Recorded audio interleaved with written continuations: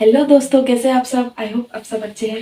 दोस्तों आज है हमारा महाभारत का एपिसोड 25 का पार्ट 1 का रिएक्शन वीडियो। तो अभी के एपिसोड में क्या होगा हमको ये देखने के लिए आप आइए आज का एपिसोड का मजा लीजिए। समग्र कुरु राष्ट्र को विदित किया जाता है कि कुरुकुल वधु कुंती की कोख से कुरु वंश की जोत प्रकट हुई है। दिव्य चिन्हों से अंकित, ऐश्वर्य गुणों से मंडित पुत्र रत्न का जन्म हुआ है। युधिष्ठिर का जन्म।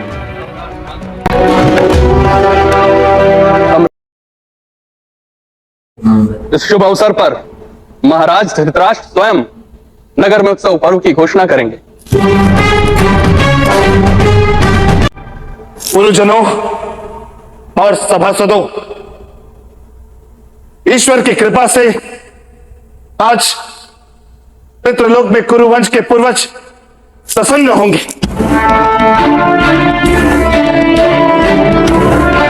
उन्हें पिंडदान देकर संतुष्ट करने वाला कुरुवंश जन्मा है।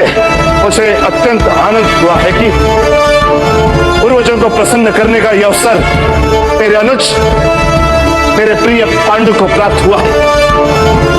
समग्र राज परिवार की ओर से संपूर्ण राष्ट्र में होम, हवन और यज्ञ के आयोजन हो,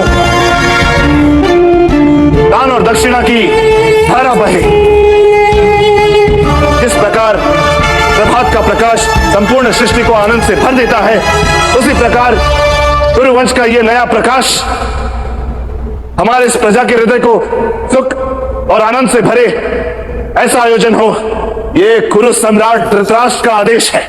ऊपर से दिखा रहे हैं पर अंदर में कुछ नहीं है। उसको चाहिए था इसका पुत्र सिंहासन का उत्तराधिकारी बने।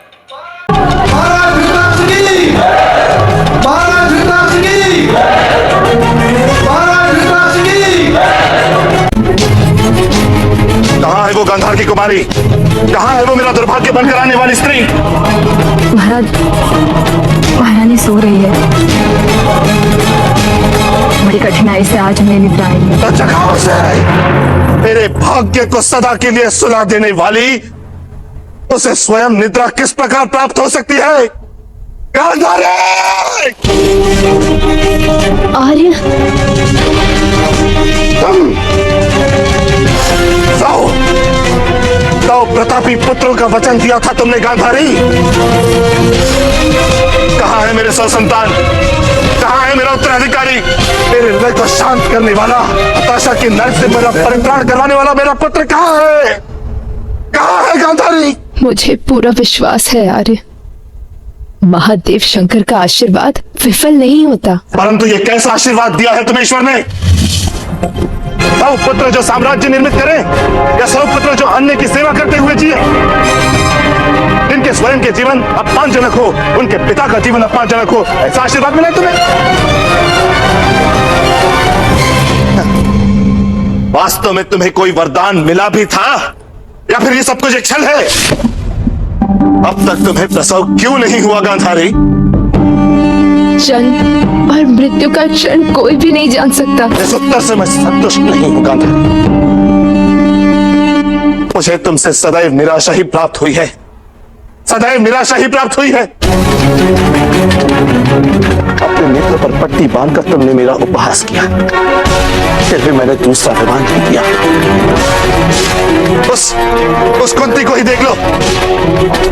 पांडु तो उसके लिए सौंप भी लिया है, फिर भी उसने पांडु को एक पुत्र दिया। और मैंने तुम्हें सम्मान दिया, तुम्हारी भावनाओं का विचार किया, महारानी का पद दिया, फिर भी समय पर तुमने मुझे पुत्र नहीं दिया गांधारी।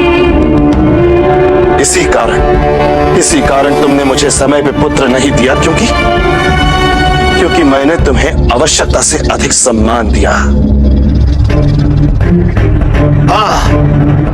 यही मेरी भूल थी।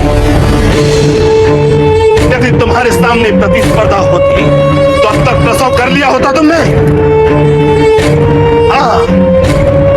मेरी ही भूल, किंतु अब इस भूल को शीघ्र ही सुधार लूंगा मैं गांधारी। जिस प्रकार समय पर तुमने प्रसव नहीं करके मुझे पीड़ा पहुंचाई, उस प्रकार अब मैं कुछ ऐसा करूंगा जिससे जीवन भर पथ पथ पर तुम्हें पीड़ा पहुंचेगी, पथ पथ पर पीड़ा पहुंचेगी, पथ पथ पर तुम्हें पीड़ा पहुंचेगी। एक लिहाज से आर्य, वो गांधारी को कुछ दंड देने का सोच रहा है। शुक्र इसमें नहीं आ गंधारी का क्या दोष है? रहा। हाँ, ये तो ठीक है।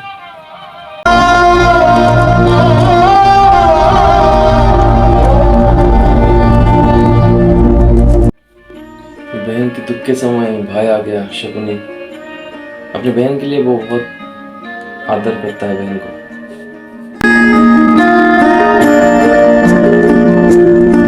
गांधारी, ऐसी अवस्था में रोना अच्छा नहीं होता बहन। तो मैं क्या करूं ज्येष्ठ भ्राता, जब दुर्भाग्य के मेघ मस्तक पर मंडरा रहे हो तो आंखों से ही बरसते हैं। नहीं गांधारी, नहीं, ऐसे विचार मत करो गांधारी।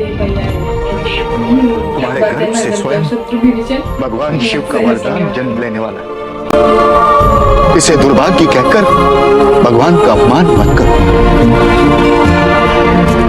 इसे तप समझो।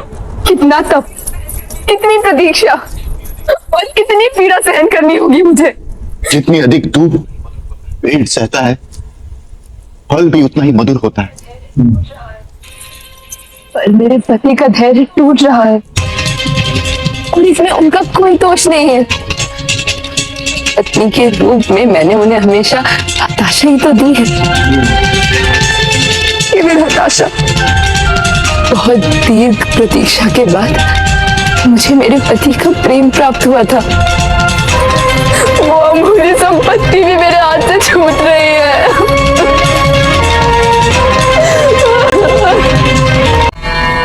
प्रणिपात महारानी। महारानी, एक रक्षक महाराज का संदेश लेकर आया है। क्या संदेश है? महारानी, महाराज ने अपने कक्ष में उपस्थित होने की आज्ञा दी है। पर मैंने तो प्रण लिया है, मंदिर से बाहर नहीं निकलूंगी जब तक मेरा। आपको नहीं महारानी, आज्ञा। क्या? आज्ञा आपकी मुख्य परिचारिका के लिए है। सुखता के लिए? हाँ महारानी, महाराज ने सुगदा को सश्रृंगार करके अपने कक्ष में उपस्थित होने की आज्ञा दी है।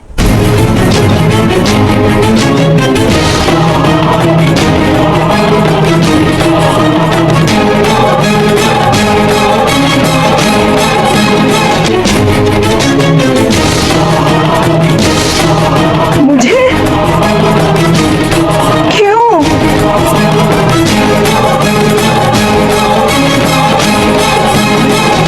कुमारी, मैं नहीं जाऊंगी, मैं नहीं जाऊंगी कुमारी।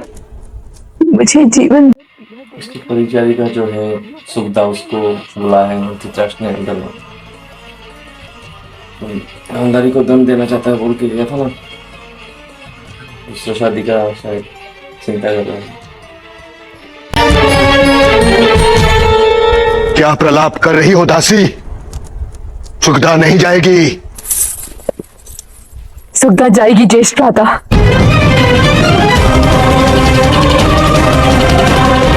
क्योंकि मेरे पति ने मुझे दंड देने का निर्णय लिया है, तो मैं उनका ये निर्णय स्वीकार करती हूँ। किंतु गांधारी। सुगदा जाओ, महाराज की आज्ञा का पालन करो। जाओ सुगदा, जाओ सुगदा।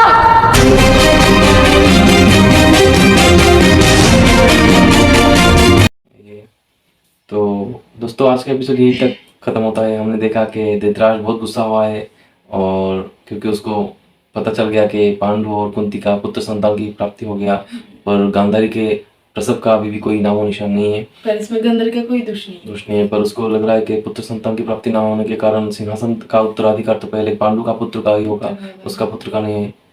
तो इसलिए गांधारी के ऊपर वो बहुत गुस्सा हुआ है, और जो सुगदा है उसको बुलाए श्राद्ध श्रृंगार करके अंदर में जाने के लिए शायद दूसरी शादी का वो चिंता कर रहा है। तो देखते क्या होता है नेक्स्ट एपिसोड में। तब तक के बने रहिए हमारे चैनल के साथ। वीडियो को लाइक कीजिए, कमेंट कीजिए, शेयर कीजिए। तो चलते हैं आज के लिए दोस्तों।